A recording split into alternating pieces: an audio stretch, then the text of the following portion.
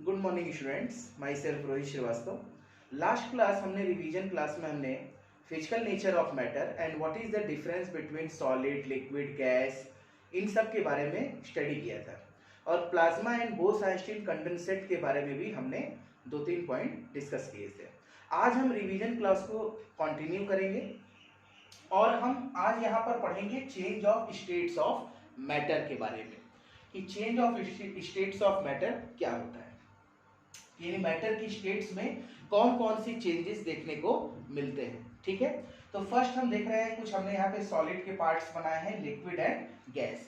जैसे सॉलिड से gas liquid में जा रहा है तो मेल्टिंग का प्रोसीजर होता है, और लिक्विड से फिर सॉलिड में तो फिर आपका फ्रीजिंग का। उसी तरह से लिक्विड से गैस में बॉइलिंग का फिनोमेना होता है, और गैस से वापस लिक्विड में आना हो तो कंडेंसेशन का प्रोसेस फॉलो होता है। उसी तरह से सॉलिड से जब हम फिर वापस गैस में आते हैं तो सब्लिमेशन हमने बताया था कि विदाउट पासिंग लिक्विड गैस, जिसमें हमने एग्जांपल आपको दिया था अमोनियम क्लोराइड और कैम्फर, नैफ्थलीन, ठीक है, एक्सेट्रा। और जब गैस से सॉलिड में आते हैं तो क्या होता है, सॉलिडिफिकेशन। तो इन सब पॉइंट्स को हम वन बाय वन डिस्कस करेंगे। तो पहले आप इस पॉइंट को नोट कर लें, हम आगे बढ़ते हैं। ओके, तो नेक्स्ट पॉइंट हम देखते हैं factor affecting change of states of matter. मैंने अभी जो इससे पहले बताया कि कौन कौन से ऐसे फैक्टर हैं जो मैटर की स्टेट जब चेंज होती है उसमें होने वाले इफेक्ट को बताते हैं। तो फर्स्ट फैक्टर है, देखो, melting point. What is the melting? ठीक है, तो the process in which solid changes into liquid is called melting. ये तो सभी लोग जानते हैं, पहले के लेक्चर में भी ये मैंने बताया है। तो जब the process in which solid, जब सॉलिड चेंज हो रहा है लिक्विड स्टेट में तो उसे हम क्या बोल रहे हैं, melting. And it is also called fusion, यानी फ्यूज्ड स्टेट में जा रहा है एक सॉलिड लिक्विड स्टेट में। सेकंड हमने क्या बताया था, freezing. Freezing, what is freezing? The process of converting liquid into solid is called freezing. अब हम अगर लिक्विड को जब सॉलिड में बदल रहे हैं तो उस प्रोसेस को हम क्या बोलेंगे, freezing. Then convert water into ice in freeze in ice tray, ठीक है ना, it is the best example freezing का। boiling, what is the boiling? The process of converting liquid into vapors completely is called boiling। जब वो vapour state में change हो, और इसे ही हम क्या बोलते हैं, bulk phenomena. Bulk phenomena means जैसे जब हम किसी वाटर को, जब हम किसी एक कंटेनर में ले रहे हैं और जब हम उसे हीट कर रहे हैं, जब हम हीट पास करा रहे हैं उस कंटेनर में, तो हम क्या देखते हैं, जो बॉइलिंग होता है ना, वो वाटर के पूरे मॉलिक्यूल, जितने भी वाटर के मॉलिक्यूल हैं वो पूरे के पूरे बॉइल्ड स्टेट में जाते हैं, मतलब बॉइल्ड होते हैं। ठीक है, तो बल्क फिनोमेना। ठीक है, तो that is particles from inside the liquid gain enough energy to change into vapour state. पूरी एनर्जी इनको किसमें मिल रही है, चेंज वेपर स्टेट में। तो it takes place only at boiling point, ठीक है ना, बॉइलिंग पॉइंट। देन लास्ट क्या है, कंडेंसेशन। अभी कंडेंसेशन इसके बाद है।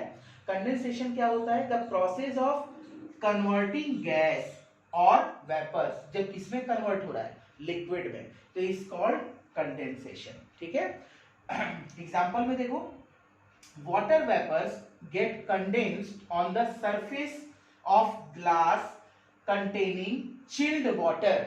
जब हम ठंडा पानी एकदम लेते हैं और थोड़ी देर बाद देखते हैं कि उसी ग्लास में, किसी ग्लास में पानी हम बहुत ही कूल वाटर ले लें, ठंडा पानी ले लें, और थोड़ी देर बाद हम क्या देखते हैं कि पानी, यानी वो वाटर के मॉलिक्यूल हैं, वो धीरे धीरे उस ग्लास की सरफेस पर भी आने लगते हैं। तो वो क्या हो रहा है, कंडेंस हो रहा है। ठीक है ना, कंडेंस स्टेट में जा रहा है। The process of converting gas और vapours into liquid is called condensation. ठीक है, तो और हमने एग्जांपल भी दे दिया, ग्लास कंटेनिंग चिल्ड वाटर। तो ये तो कंडेंसेशन तक हो गया, melting, freezing, boiling and condensation. अब इसके बाद 3 प्रोसेस और है, पहले आप इसे नोट कर लें।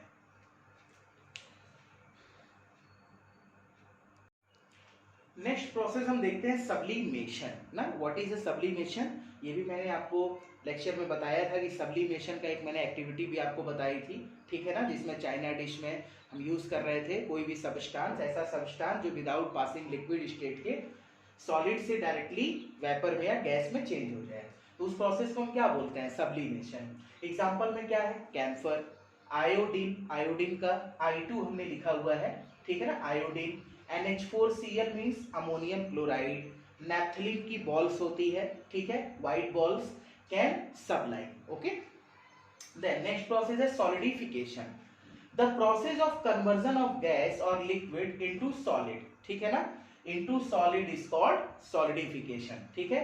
That is water liquid solidifies to form ice. जब वाटर आइस में कन्वर्ट हो रहा है, एक सॉलिड के फॉर्म में कन्वर्ट हो रहा है, तो वो सॉलिडिफिकेशन का फिनोमेना है।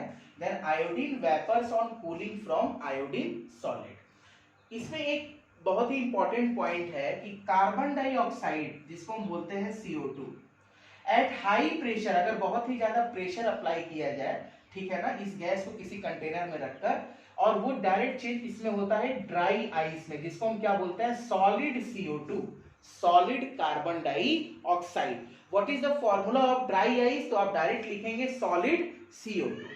देन नेक्स्ट प्रोसेस है इवेपोरेशन, ठीक है ना, evaporation means it is a process, एक ऐसा process in which liquid changes into vapours, that is water changes into vapours if left uncovered and wet cloth is dry up because water gets evaporated, ठीक है ना।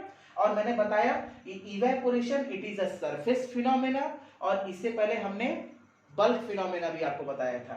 तो surface phenomena and bulk phenomena boiling के case में, तो ये process, जितने भी प्रोसेस मैंने आपको बताया, ये बहुत ही इंपॉर्टेंट फैक्टर हैं जो मैटर की स्टेट में जो चेंजेस देखने को मिलता है, इसमें ये फॉलो किए जाते हैं, ओके। तो आज के लेक्चर में यहां तक मैंने आपको बता दिया, ठीक है, थैंक यू।